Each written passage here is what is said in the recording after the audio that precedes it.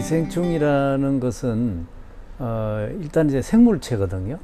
사람하고의 관계 또는 이제 어떤 다른 동물과의 관계를 특이한 어떤 형태의 관계를 형성하는 겁니다. 가령 회충이라는 기생충은 사람이라는 숙주에 들어와서 기생 장소를 이제 제공을 받고 또 음식물을 이렇게 빼앗아 가지요.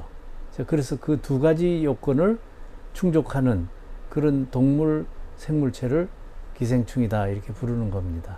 뭐 한 두세 가지 정도 들 수가 있습니다. 우선 하나는 말라리아. 우리나라에 유행하고 있는, 현재도 유행하고 있는 거는 순한 편이에요. 우리나라에는 없지만 다른 열대지방에 많은 그 열대열 말라리아는 치명률이 1% 된다고 합니다. 감염 환자의 1%가 이제 사망한다 이런 거죠. 지금 코로나19의 치명률이 뭐 2%다 뭐 이렇게 말하지 않습니까? 그러니까 굉장히 높은 거죠. 기생충으로서는. 지금 아프리카에 말라리아로 인해서 어린이 환자를 포함해서 1년에 한 150만 명 사망하는 환자가 이제 나오고 있습니다. 그러니까 굉장히 치명적이라고 볼 수 있죠. 이른바 그 뇌를 파먹는 뭐 아메바 뭐 이런 아마 혹시 들어보신 적이 있으실지 모르겠습니다. 네글레리아라고도 하고요. 에이칸트 아메바라고도 부르는 그 원충 종류인데 수영장이나 이런 데 가서 물을 잘못 먹거나 코로 물이 들어가서 코의 점막을 통해서 뇌로 들어갑니다.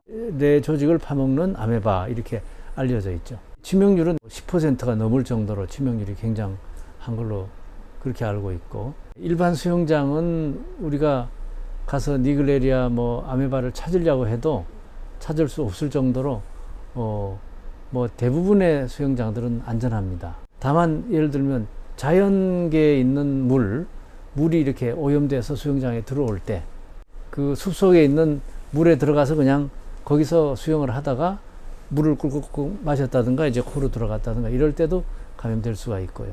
간 모세선충. 이 간 모세선충은 원래 쥐의 그 기생충으로 이제 생각할 수가 있는 건데요. 쥐하고 고양이가 이제 왔다 갔다 하는 걸로 알 수가 있는데, 이게 가끔 사람에 와서 간을 망가뜨리는 경우가 있습니다.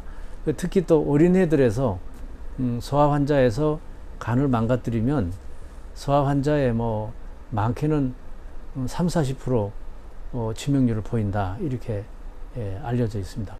연어, 송어 이런 걸 이제 회로 먹을 때 감염되는 건데 동해 열두조충 이렇게 부릅니다. 이건 길이가 다 자라면 한 10m 정도 되는 걸로 되어 있고요. 소고기를 날로 먹을 때 감염이 되는 무구조충 한 5m에서 한 8m 정도까지 이렇게 있는데, 얼마 전에 태국에서요 어떤 남자 환자 한 분이 그 감염돼 가지고 이제 이거를 배출해서 꺼내 보니까 18m에 달하더라.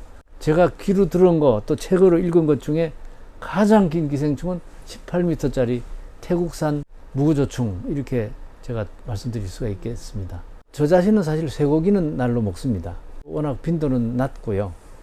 사람의 어떤 끼치는 해가 별로 없기 때문에 저 자신은 그냥 쇠고기 육회도 먹습니다만, 돼지고기는 이건 좀 곤란합니다. 돼지고기는 덜 익힌 걸 먹어도 혹시 감염될 수가 있고, 날로는 뭐 아예 안 먹는 게 좋겠고요. 돼지고기를 통한 유구조충이나 뭐 톡소포자충이나 선모충 같은 그런 여러 가지 기생충이 있는데 다 좀 낑낑한 정도가 강한 그런 기생충들이거든요. 그래서 돼지고기는 날로 안 먹습니다.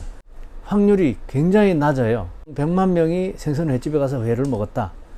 그 중에 한 명이라도 걸리느냐? 빈도가 한두 명 뭐 이렇게밖에 안 되는 거예요. 무증상인 사람이 뭐 절반 이상 될 수가 있고요.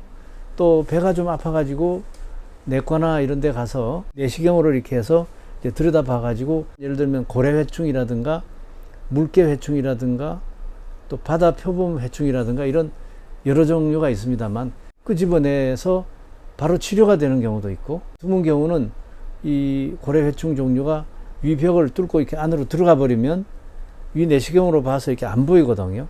겉에서 보면 이렇게 부은 자리만 보이고 이 충체를 끄집어낼 수가 없기 때문에 그럴 때는 수술해야 되는 경우도 있긴 합니다. 생선 내 내장을 갖다가 꺼내가지고 그 중에 일부를 먹는다든가 이런 거는 좀 절대 좀 피했으면, 거기에 그 고래회충이나 이런 것들이 많이 있거든요.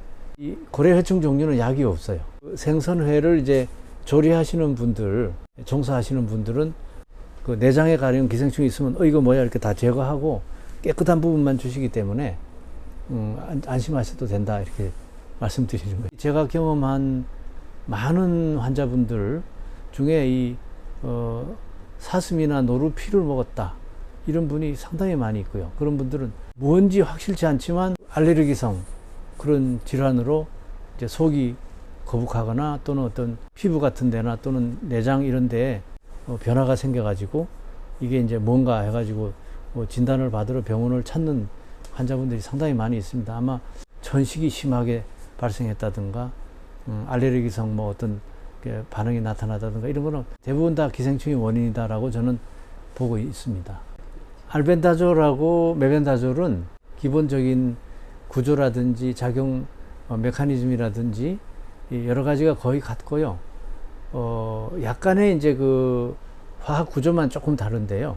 예를 들면 이제 경구 섭취했을 때 이게 이제 흡수되는 빠르기라든가 흡수되는 양이라든가 이런 것에 약간의 차이가 있는 정도이고, 제약회사에서 이렇게 시판하는 가격을 보면 알벤다졸이 훨씬 비싸고 메벤다졸은 굉장히 저렴하고, 그 이유는 저는 잘 몰라요. 잘 이해하지 못하지만 일단 가격 형성은 그렇게 되어 있습니다. 그 부분이 사실 저도 굉장히 흥미를 많이 가지고 있는 그런 부분입니다.